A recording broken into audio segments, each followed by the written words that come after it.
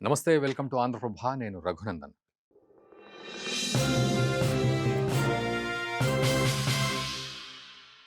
Thailand, Cambodia ఈ 2 గూడా బౌద్ధ దేశాలు. అక్కడ థెరవాడ బుద్ధిజం ఎక్కువగా ఉంటుంది. సరే బుద్ధిజం ఎక్కువగా ఉంటుంది. వాళ్ళ కల్చర్‌లో హిందూయిజం గూడా ఉంటుంది కల్చర్‌లో. సో, అలా మిక్స్‌డ్‌గా Hindu, Buddhism culture. So, Buddhism కిందకొస్తుంది. మా మన విష్ణుమూర్తి విగ్రహాలు, మన దేవుళ్ళు, దేవతలు, ఆరాధనలు, ఏనుగులు ఎవ్రీథింగ్ మన మైథాలజీ తోటి కలుస్తుంది. సో, థాయిలాండ్ ఒక బుద్ధిస్ట్ దేశం. కంబోడియా బుద్ధిస్ట్ దేశం. ఈరోజు ఈ 2 దేశాలు ప్రియా విహార్ అనే ఒక హిందూ టెంపుల్ కోసం కొట్లాడుతున్న సందర్భం. మనం ఇదివరకు మీరు వేరే ఛానళ్లలో ఈ వీడియో చూసిండొచ్చు. లేదా మనం గూడా దీనికి సంబంధించిన వీడియో ఆంధ్రప్రభలోనే చేశాం. సో, 2 బౌద్ధ దేశాలు ఒక హిందూ టెంపుల్ కోసం కొట్లాడడము అనేది. ఇదొక ఎత్తైతే మొన్న డిసెంబర్ 22 నాడు ఒక దారుణం జరిగింది. ఏమిటంటే విష్ణుమూర్తి విగ్రహాన్ని థాయిలాండ్‌కి సంబంధించిన మిలిటరీ అధికారులు, అక్కడ ఇంజినీర్సు కూలగొట్టారు. బహుశా మీరు వీడియో ఇప్పుడు చూస్తూ ఉంటారు. సో, ఒక 9 అడుగుల విష్ణుమూర్తి విగ్రహాన్ని నిజానికి అంత పెద్ద విగ్రహం ఉంటే, మనము ఆ విగ్రహాన్ని దండం బెట్టుకొని, అక్కడ ఫోటోలు దిగి, మన మనసులో ఉన్న కోరికను గూడా అక్కడ దండం బెట్టుకొని, వీలైతే కొబ్బరికాయ కొట్టి, పూజ చేసి, ఆ చుట్టుపక్కల ఏదన్నా గడ్డి లాంటి ప్రాంతం ఉంటే, అడవి లాంటి ప్రాంతం ఉన్నా, లేకపోతే ఒక గద్దె ఉన్నా గూడా మనం అక్కడికి భోజనాలు, ప్రసాదాలు తెచ్చుకొని తిని, కాసేపు కాలక్షేపం చేసి, దేవుడి సన్నిధిలో ఉండి, మళ్ళీ వెళ్ళేటప్పుడు ఆ దేవుడిని దండం బెట్టుకొని వెళ్తాం. ఇది మన హిందూ ధర్మంలో మనం మినిమం పాటిస్తున్న పరిస్థితులు. సో, అట్లాంటి అద్భుతమైన ఒక విష్ణుమూర్తి 9 అడుగుల విగ్రహాన్ని థాయిలాండ్‌కి సంబంధించిన వాళ్ళు ఒక బుల్డోజర్‌ని తీసుకొచ్చి కూలగొట్టేశారు. అది గూడా ఎంత దారుణంగా కూలగొట్టేశారంటే, ఆ గద్దె కింద ఉన్న గద్దెను కూలగొడితే విగ్రహం పడిపోతుంది అనేది ఒక పద్ధతి. కానీ అలా కాకుండా విగ్రహం వెనకకు బోయి విగ్రహం నడుము కింది భాగం మీదికి ఆ విగ్రహాన్ని బుల్డోజర్ తోటి గీరి లాస్ట్‌కు ఆ నడుము వెనక భాగం అంతా గూడా గీరుతూ, కిందికి వెళుతూ మొత్తానికి ఆ విగ్రహాన్ని అలా పడగొట్టారు. అంటే నిజంగా ఒక విగ్రహాన్ని పడగొట్టాలంటే ఆ గద్దెను గూలగొట్టినా చాలు విగ్రహం కూలిపోతుంది. కానీ వాళ్ళ ఇంటెన్షన్ ఏంటంటే థాయిలాండ్ ఇంటెన్షన్ కరుడుగట్టిన పరిస్థితి ఏమిటి అంటే కంబోడియాకి అలా ఒక తన్నుదన్నాం మేము అలా వెనక నుంచి అన్న పద్ధతిలో దాన్ని కూలగొట్టడం అయితే జరిగింది. సరే భారతదేశం థాయిలాండ్‌కి సపోర్ట్ ఉంటుందా? కంబోడియాకి సపోర్ట్ ఉంటుందా? లేకపోతే ఇతర దేశాలతో మనం మాట్లాడినప్పుడు శాంతికి సపోర్ట్ చేస్తాం మేము. రష్యాకి గాదు, ఉక్రెయిన్‌కి గాదు. శాంతికి మేము సపోర్ట్ జేస్తాం. శాంతి వైపు మేమున్నాం అని చెప్పినట్టుగా ఇక్కడ ఎవరికి మనం సపోర్ట్ జేస్తాం అనే విషయం కొంతసేపు పక్కన పెడితే, నిజానికి ఈరోజు థాయిలాండ్ చేసిన ఈ పని ఆక్షేపణీయంగా మారింది. భారత్ గూడా దీన్ని నిజంగానే ఖండించింది. అలా చేయకూడదు. ఇది అనవసరంగా ఒక డిజాస్ట్రస్ పరిస్థితి అనేది భారత్ చెప్పింది. అయితే ఈ విషయంలో కంబోడియా ఏమంటుంది అంటే, ఈ విగ్రహాన్ని పడగొట్టడంలో act of destruction of a religious site. Destruction ఇది. Act of destruction. Act of war లాగా యాక్ట్ ఆఫ్ డిస్ట్రక్షన్. మా టెరిటరీలో అంటే కంబోడియా టెరిటరీలో ఉన్నదాన్ని మీరు ఎలా కూలగొడతారు? ఇది కంప్లీట్‌గా కల్చరల్‌గా విధ్వంసం సృష్టించడమే. మమ్మల్ని ఆక్రమించుకోవడమే. ఆ తర్వాత మా యొక్క వారసత్వ సంపదని, మా యొక్క కల్చర్‌ని మీరు పూర్తిగా నాశనం చేసే ప్రయత్నం చేశారని కంబోడియా అంటోంది. థాయిలాండ్ సింపుల్‌గా ఏమంటోంది, ఒక ఇల్లీగల్ ఎంక్రోచ్‌మెంట్ అండి ఇది. అందుకే కూలగొట్టేసాం అని ఒకే డైలాగ్ చెప్తోంది. ఇక భారతదేశం ఏమంటుందంటే, this is an unfortunate and matter of concern. ఇది చాలా దురదృష్టకరం. ఇది మేము పట్టించుకోవాల్సిన అంశం. తర్వాత మేము సేఫ్‌గార్డ్ అంటే టెంపుల్స్‌ని సేఫ్‌గార్డ్ చేసే విషయంలో, కల్చర్‌ని సేఫ్‌గార్డ్ చేసే విషయంలో ఈ విషయాన్ని ఖండిస్తున్నాం అని చెప్పి అంటుంది. నిజానికి భారతదేశం కంబోడియాలో డైరెక్ట్‌గా ఈ archaeological survey of India involve అవుతుంది. సో, అక్కడ టెంపుల్స్‌ని గాని, హెరిటేజ్‌ని గాని కాపాడడంలో ఏఎస్ఐ చాలా కీలక పాత్ర పోషిస్తుంది. మన భారతదేశానికి సంబంధించింది కంబోడియాలో. సో, ఈ రకంగా ఖండించేసాం మనం. ఆ విగ్రహాన్ని అలా కూలగొట్టడం అనేది ఎంత దారుణం మీరు ఆలోచించండి. ఇందాక మనం అనుకున్నట్టు చక్కగా మనం దండం పెట్టుకొని, పూజ చేసి, కొబ్బరికాయ కొట్టి, మనశ్శాంతి, భక్తి ఇవన్నీ గూడా మనం మనలో ఉన్న ఆ ఇన్‌స్టింక్ట్స్ అన్నిటిని పెంచుకుంటాం. అట్లాంటిది ఆ విగ్రహం కూలుతుంటే గూడా మీరు ఇప్పటి వరకు ఆ విజువల్ చూసి ఉంటారు. అయ్యో!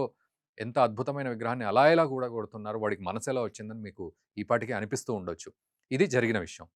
అయితే ఎందుకిలా జరిగింది అనేది ఇక్కడ చాలా కీలకమైన పరిస్థితి అవుతోంది. ఎందుకంటే మొన్నటి వరకు మనం మాట్లాడుకున్నప్పుడు 2 బౌద్ధ దేశాలు అసలొక హిందూ ఆలయం కోసం కొట్లాడడం అనేది ఔట్‌స్టాండింగ్ అని జెప్పి మనం ఎంతో అద్భుతంగా మాట్లాడుకున్నాం.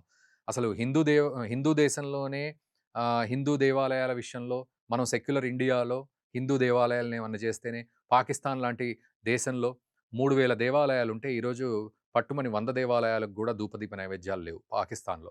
అట్లాంటి పరిస్థితిని మనం ఏం చేయలేని సిట్యుయేషన్‌లో ఒక 2 బౌద్ధ దేశాలు హిందూ ప్రియా విహార్ ప్రాంగణం కోసం కొట్లాడుతుంటే చాలా గర్వంగా ఫీల్ అయ్యాం. యెస్. డిస్ప్యూట్ ఏదన్నా గానివ్వండి. కానీ ఒక దేవాలయం కోసం గదా అని. కానీ ఈరోజు అదే దేవాలయ ప్రాంగణంలో ఉన్న విష్ణుమూర్తి విగ్రహాన్ని థాయిలాండ్ వాళ్ళు కూలగొట్టేసరికి చాలామంది బాధపడే పరిస్థితికొచ్చింది. మీరు కొట్లాడితే కొట్లాడారు. విగ్రహం ఒకవేళ ఎవరి బార్డర్‌లో ఉంది పక్కన పెడితే, విగ్రహం ఏముంది? అసలు దాన్ని కూలగొట్టాల్సిన అవసరం ఏముంది? అనే ప్రశ్నలు సోషల్ మీడియాలో అడుగుతున్న సిట్యుయేషన్. అయితే ఒక్కసారి మనం కొంచెం వెనక్కి వెళ్దాం. ఎక్కువ టైం వేస్ట్ అవ్వకుండా అసలు థాయిలాండ్, కంబోడియా డిస్ప్యూట్ ఏమిటి? ఇందులో చైనా, అమెరికా పాత్రలేమిటి? ఇక్కడ కూడా చైనా, అమెరికా పాత్రలు ఏ విధంగా ఉన్నాయి అనేది మనం మాట్లాడితే, నిజానికి థాయిలాండ్, కంబోడియా డిస్ప్యూటు ఇప్పటిది గాదు. దాదాపు 100 సంవత్సరాల క్రితంది నడుస్తూనే ఉంది. సింపుల్‌గా చెప్పేస్తున్నా ఓవర్‌వ్యూలో. ఎందుకంటే చాలా పెద్ద చరిత్ర ఉంది. సో, ఇక్కడ కంబోడియా, లాఓస్, వియత్నాం ప్రాంతాలను ఫ్రాన్స్ ఆక్యుపై చేసుకొని, కాలనీస్ లాగా దాన్ని ఏర్పరచుకొని రాజ్యం ఏలింది ఫ్రాన్స్. ఈ రాజ్యం ఏలుతూ వచ్చి మొత్తానికి థాయిలాండు ఒకవైపు ఇండిపెండెంట్ కంట్రీగా ఉంది. కంబోడియాను ఫ్రెంచ్ వాళ్ళు ఏలుతున్న క్రమం జరిగింది. అయితే వీళ్ళేం చేశారంటే, ఈ థాయిలాండు, కంబోడియాకి సంబంధించిన విషయంలో 1904లో ఒక బార్డర్ గీశారు. సో, థాయిలాండ్‌కి, కంబోడియాకి మధ్యలో. ఆ బార్డర్ గీసేటప్పుడు కొంచెం నిజానికి బార్డర్ గీయడంలో నాకు తెలిసి భూమి మీద ఎవడు సక్సెస్ కాలేదు. ఎందుకంటే బ్రిటిష్ వాడు ఎక్కడ బార్డర్ గీసాడో అక్కడ యుద్ధాలే జరుగుతున్నాయి ఆ 2 దేశాలకి. సో, అట్లా ఉంటది సిట్యుయేషన్ బార్డర్ గీయడంలో.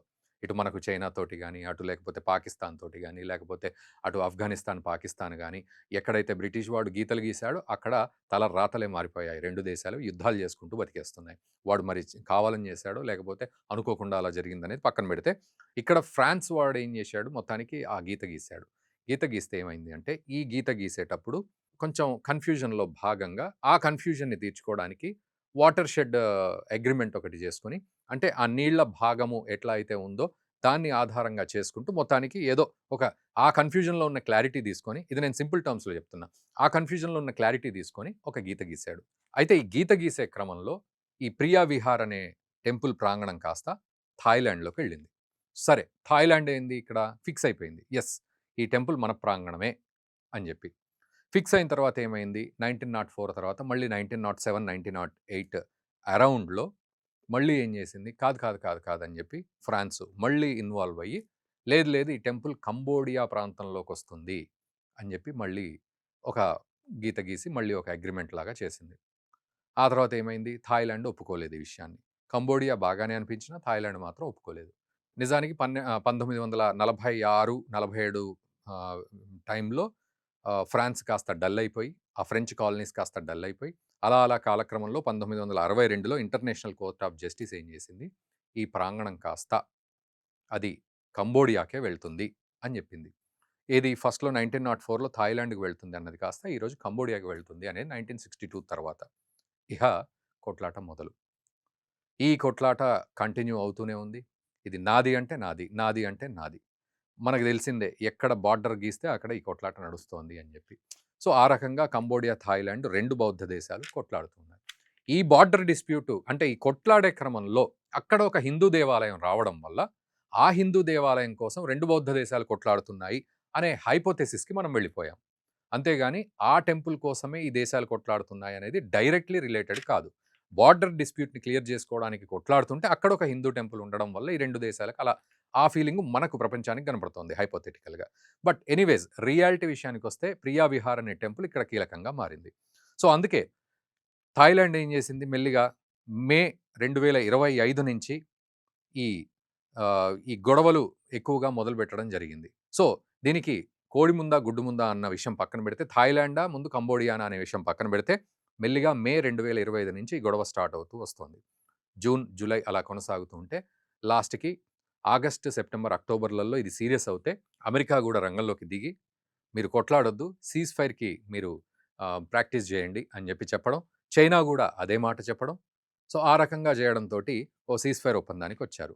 కానీ ఇంతలోపు థాయిలాండ్ ఏం చేసిందంటే, కంబోడియా కావాలనే ప్రేరేపిస్తోంది మమ్మల్ని యుద్ధానికి, రకరకాల అరేంజ్‌మెంట్స్ చేస్తోంది బార్డర్ దగ్గర అని చెప్పి థాయిలాండ్ వెంటనే ఈ సీజ్ ఫైర్‌ని బ్రేక్ చేసి వాళ్ళ మీద దాడి చేసింది. నిజం చెప్పాలంటే ఈరోజు థాయిలాండ్ అండ్ కంబోడియా బార్డర్స్ మధ్యలో మనకు తెలియకుండానే, మనకు దాని మీద పెద్ద అప్డేట్ లేకున్నా ఈరోజు ఒక పెద్ద యుద్ధమే జరుగుతోంది. నిజానికి పాకిస్తాన్, ఆఫ్ఘనిస్తాన్ కంటే కూడా ఒక దారుణమైన యుద్ధమే జరుగుతోంది. అక్కడ బాంబులు విపరీతంగా వేసుకుంటున్నారు ఆ బార్డర్స్ దగ్గర.